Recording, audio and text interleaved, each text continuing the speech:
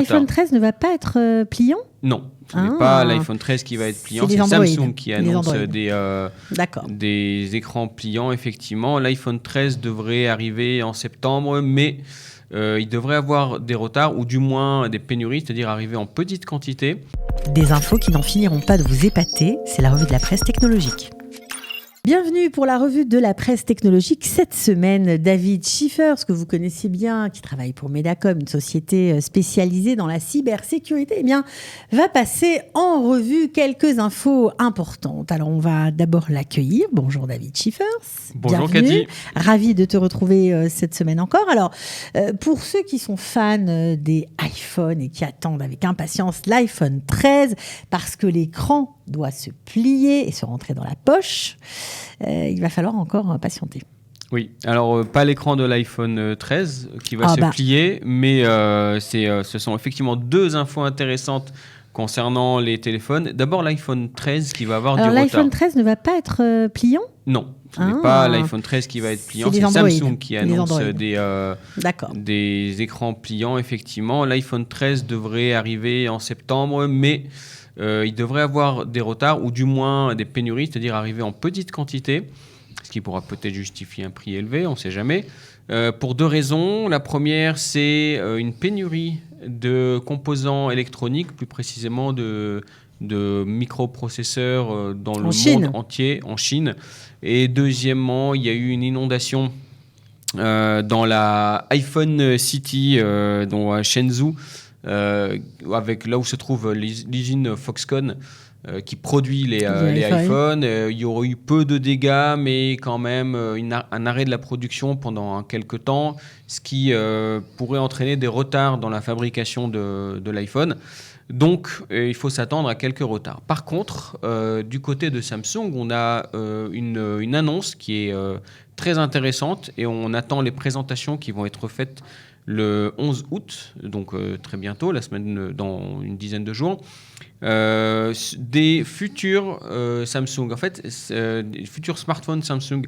En fait, Samsung voit le futur avec des smartphones à écran pliant, c'est-à-dire que le smartphone qu'on a actuellement va être soit plus petit, c'est-à-dire plié en deux, il tiendra vraiment facilement dans la poche, soit plus grand, c'est-à-dire que le smartphone deviendra une tablette facilement, simplement en ouvrant le smartphone en deux, ce qui devrait beaucoup changer. Là. Oui, ce sera une petite révolution, enfin même une grosse révolution, parce qu'évidemment, il y a un challenge au niveau des applications de s'adapter automatiquement à l'écran, ce que certaines applications savent déjà faire, mais là, ça va être de facto et ça va être fait à la volée, c'est-à-dire que pour une même application, on va devoir avoir plusieurs dimensionnements d'écran, ce qui n'est pas forcément le cas aujourd'hui pour les applications qui s'installent en fonction de la taille de l'écran de l'appareil sur lequel elles sont installées. Donc il y a des challenges technologiques avec cette nouveauté. Donc oui, c'est une sorte de révolution, mais une révolution qui va être fort intéressante à suivre et en tout cas fort appréciable de pouvoir passer d'un smartphone à une tablette, voire d'un smartphone à une tablette, à un PC, à une télé, nos habitudes. Pourquoi pas plier et déplier en X fois. Pour l'instant, on en est à un pliage, c'est déjà pas mal. C'est déjà pas mal, c'est que ça paraît complètement incroyable. Donc, on a hâte de voir ça. On va attendre le 11 août. Alors maintenant, on va parler d'une autre nouvelle qui est quand même réjouissante, mais à la fois un peu problématique. On va voir tout de suite pourquoi.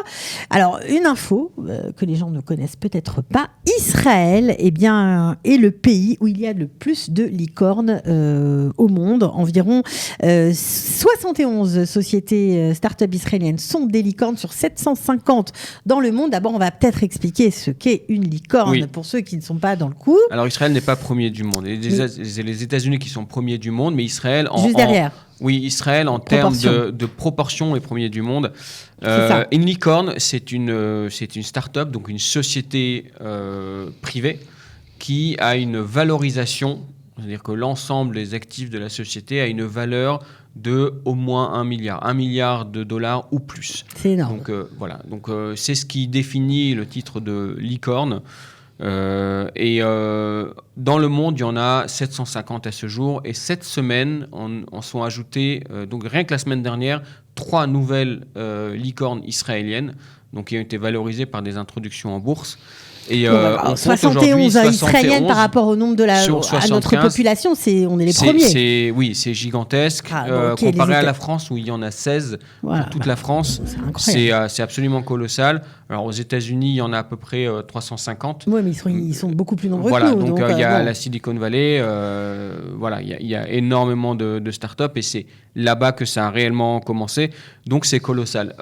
C'est une très bonne nouvelle pour l'économie israélienne, mais en même temps, ça suscite quelques inquiétudes parce qu'il y a une énorme pénurie de ressources informatiques, donc de ressources humaines informatiques, d'ingénieurs qualifiés, surtout des développeurs en Israël. Donc ça veut dire que ça reste le métier de l'avenir. Ça reste le métier de l'avenir, mais on ne sait pas ce que réserve l'avenir parce qu'il y a un besoin immédiat. Et ce besoin immédiat, s'il n'est pas satisfait, il va partir. Il va partir ailleurs. Donc il est déjà en train de partir. Ailleurs, ça veut dire quoi? Ça veut dire que les startups vont donner à développer leurs produits en Inde, dans d'autres pays? Oui, c'est ce qu'on fait en Inde, en Roumanie, en Pologne. C'est ce qui se fait déjà. C'est ce qui se fait partout. En France, on le fait. J'ai travaillé dans des grandes sociétés en France. Ça se fait vraiment très couramment depuis des dizaines d'années. C'est un problème important pour Israël? Alors, c'est un problème important pour Israël parce que ça fait quelque part fuir la technologie à l'extérieur. Mais en même temps, c'est une opportunité de pouvoir se concentrer vraiment sur l'innovation et peut-être un peu moins sur la technique. Alors, côté israélien, on voit ça comme un problème. On le voit dans les annonces du gouvernement qui annonce investir énormément sur l'éducation technologique à l'école depuis la maternelle, ce qui se fait déjà dans des pays comme l'Angleterre, la Corée du Sud, Singapour. Mais là, en Israël, on commence à y réfléchir. Enfin, on commence à y réfléchir pour le mettre en place prochainement. C'est le nouveau gouvernement qui s'y penche. C'est peut-être un peu tard, mais mieux vaut tard que jamais. Cela dit, les ressources qu'on a aujourd'hui, elles sont issues plutôt des classes supérieures, c'est-à-dire la jeunesse qui a eu la formation informatique que les parents ont payée par leurs propres deniers, par des cours particuliers, par des écoles spécialisées. Oui, parce qu'il n'y a rien de très établi. Non, il n'y a pas de programme éducatif national. Donc tout ce qui a été fait à ce jour a été motivé vraiment par des initiatives personnelles. Déjà, on avait un gros retard avec l'enseignement des mathématiques. Ça a été un peu rattrapé avec Bennett quand il était ministre de l'Éducation. Tout à fait. Mais il y a encore beaucoup à faire. Voilà. Alors, il y a deux points importants, enfin 3 même. Il y a les mathématiques, l'anglais et par-dessus cela, la technologie. Donc, tout ce qui concerne vraiment l'informatique en soi-même. Ce qui a motivé à ce jour le développement informatique, c'est surtout l'armée et les unités spéciales de cybersécurité dans l'armée, qui étaient très prestigieuses et qui demandaient et donc qui motivaient des jeunes à s'intéresser à ces métiers. Ouais, c'est souvent ces jeunes-là, d'ailleurs, une fois sortis de l'armée, qui montent des startups et qui cartonnent, il faut bien le dire. Oui, tout à fait. Cela dit, effectivement, c'était réservé à une certaine élite et aujourd'hui, ça se démocratise. Il faut savoir que, par exemple, le salaire moyen en Israël est de 13 000 shekels, ou entre 13 et 15 000 shekels. Le salaire moyen de l'informaticien, il est de 31 000 shekels. Donc, il est plus du double. Donc, il y a vraiment une forte motivation pour des personnes qui sont dans d'autres métiers à intégrer les métiers de l'informatique. Donc, ça augure un avenir quand même assez prometteur. Notamment, l'économie gouvernementale table sur un passage de 10 à 15% de l'économie basée sur le high-tech en Israël. Mais là, je digresse un petit peu sur le domaine économique, celui du docteur Guggenheim. Ce qui moi, m'intéresse dans ce sujet, c'est vraiment le développement high-tech en Israël. Et je n'ai pas l'impression que le fait qu'on manque de ressources techniques en Israël pose vraiment un problème. L'offshore, c'est quelque chose qui se gère très bien. Du moment qu'on garde l'initiative et l'innovation ici, et que les sociétés restent israéliennes, c'est absolument possible de continuer à développer de manière maîtrisée. Il faut quand même garder la maîtrise, mais ce n'est pas forcément une mise en péril du développement économique du pays. Ok, bon, ça c'était quand même important. Et en tout cas, bon, on peut être fier quand même de ces fameuses licornes. Hein. Oui, tout à fait. 71, c'est vraiment pas mal. C'est des éléments extrêmement positifs. Oui. Ouais, c'est génial. Bon, alors on va continuer avec, pour le coup, une amende. Encore l'utilisation abusive des données personnelles qui fait débat. Une amende record pour Amazon. Oui, alors la précédente amende record tout n'est pas était foutu. Il y a quand même Google. Certaines régulations dans le monde. Oui. Alors l'Europe est un peu championne dans la matière avec le GDPR ou RGPD selon la langue. Ce qui est une excellente chose pour la protection des utilisateurs, des personnes, ce qu'on voit beaucoup moins dans le reste du monde. La précédente amende record avait été affligée à Google. Elle était de 50 millions d'euros et celle-ci elle est de 746 millions d'euros, donc plus de 850 millions de dollars. C'est colossal et elle est d'initiative française. C'est la Quadrature du Net, un organisme qui regroupe les utilisateurs d'Internet, en gros, qui a effectivement intenté un procès auprès de la Commission européenne, enfin une demande auprès de la Commission européenne, représentant 10 000 internautes. Et le sujet, en fait, c'est que Amazon aurait utilisé des données personnelles pour promouvoir des publicités et pour faire du ciblage publicitaire et promouvoir certaines publicités en fonction de ce qu'elles savaient des personnes, sans les en informer. Souvent, les gens sont étonnés lorsqu'ils regardent une pub sur leur téléphone de voir 10 pubs derrière qui arrivent. Alors, ça n'a absolument rien d'étonnant. Voilà.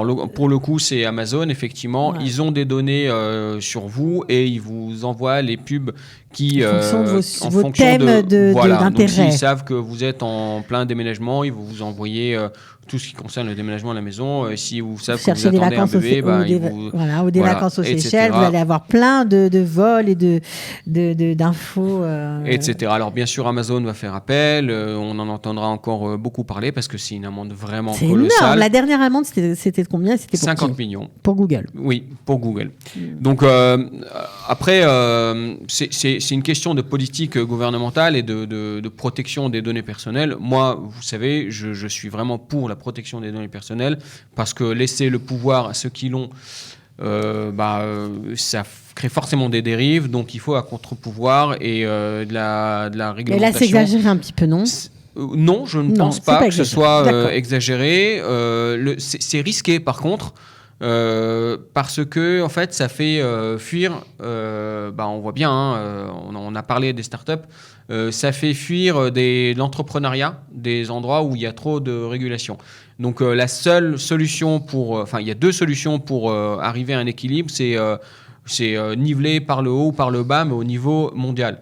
En général, ça se nivelle plutôt par le bas, c'est-à-dire qu'on fait baisser les réglementations pour faire venir des entrepreneurs.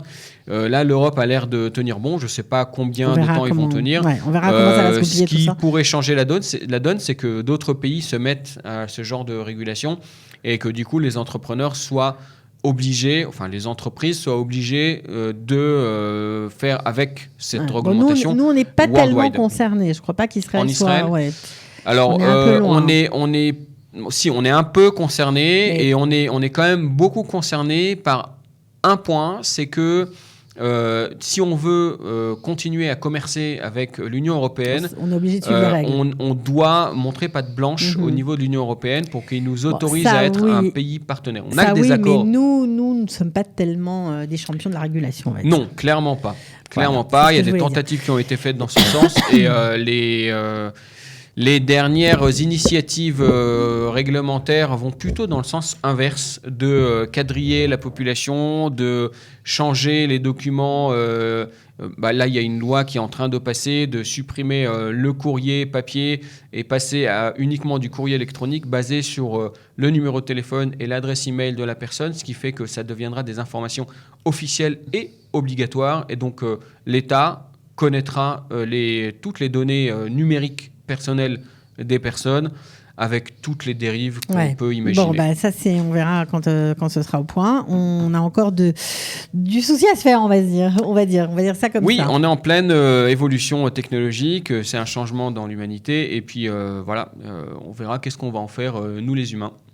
Bon, eh bien, on verra ça peut-être la semaine prochaine. En tout cas, merci d'avoir été avec nous, David Schiffer. Merci, Cathy. Voilà, je rappelle que vous êtes spécialiste en cybersécurité, qu'on vous trouve sur Medacom. Si on a envie d'approfondir quelques sujets avec vous, c'est possible. Merci d'avoir été avec nous. Merci et bonne semaine prochaine. Ciao. Au revoir. Des infos qui n'en finiront pas de vous épater, c'est la revue de la presse technologique.